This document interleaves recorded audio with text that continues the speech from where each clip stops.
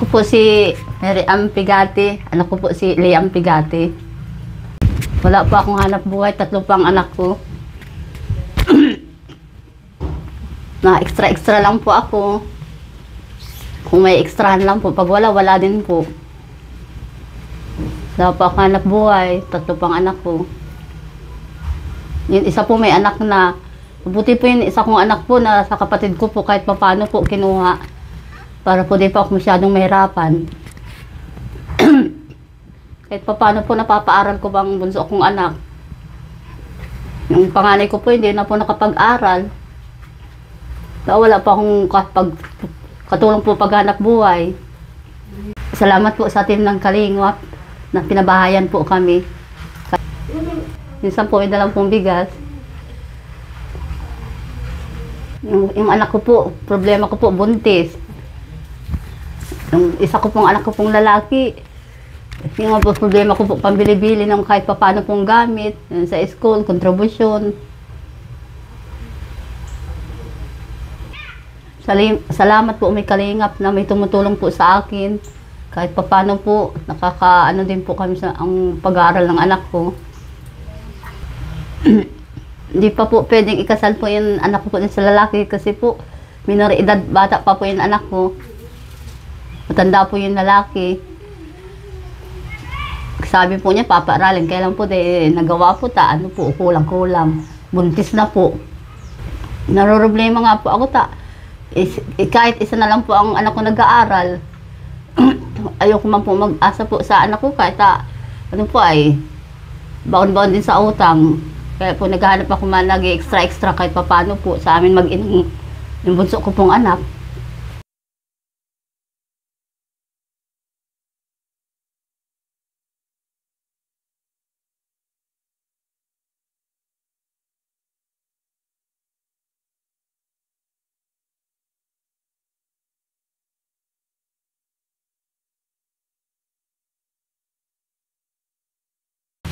Ang pangalan ko po ay Liam Bernardo Pigati po. 16 years po. Gusto ko sana po mag-aral. Hindi pwede na po. Kasi buntis po ako. Na ako lagi sa bahay. Naglilinis ng bahay, naglalaba, nagluluto, nagwawalis. Kalingap at nadala po dito ang bigas at itong bahay po. Maraming salamat po. Wala kaming bahay. Sa kalsada lang kami natutulog. Ngayon, maraming salamat po sa Kalingap. May bahay na po kami.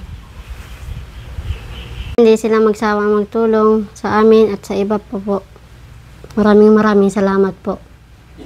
Naghihingi lang po ako sa anak ko. Para po makalaba po ako ay madumi na po ang labahan ko. Stuck po sa labahan. Ito po, grabe, ang dumi. Na-stuck po. Makati na po ay pag mahigda kami. Stuck na po masyado oh.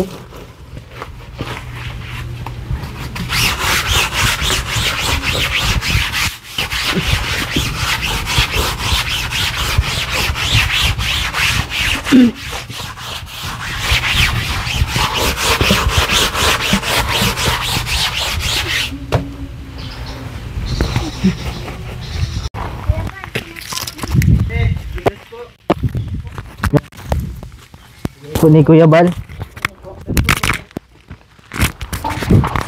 Pasok ko na lang po. Alam po sa may pintuan. Sige po. Salamat po Kuya Bal po. Yes. Ay Kuya Bal, sabi po sa akin kung nasa tindahan, kung pwede daw po, kakausapin ka daw po. Ano, kumusta kayo rito? Po, Kumusta ang boyfriend mo? bihira lang po magpunta. Bakit? Trabaho man po yun. Nabigyan ng kwarta hindi? Po, Nabigyan ng kwarta? bihira lang po. Ay, mayaman, pobre. Pobre din? Hindi po. Iwan mo na yan, walang kwenta yan. Pag walang pakinabang, iniiwan na yan. Dahil pagkagayaan, ay para saan? Ano? Wala doon.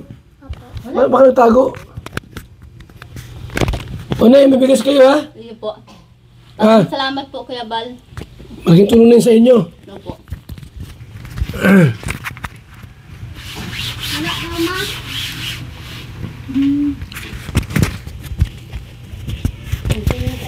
Pinuntahan daw? O sige, dito muna kami. Kailan malipat? Doon lipat sa dait, sa basod, balon. Ano?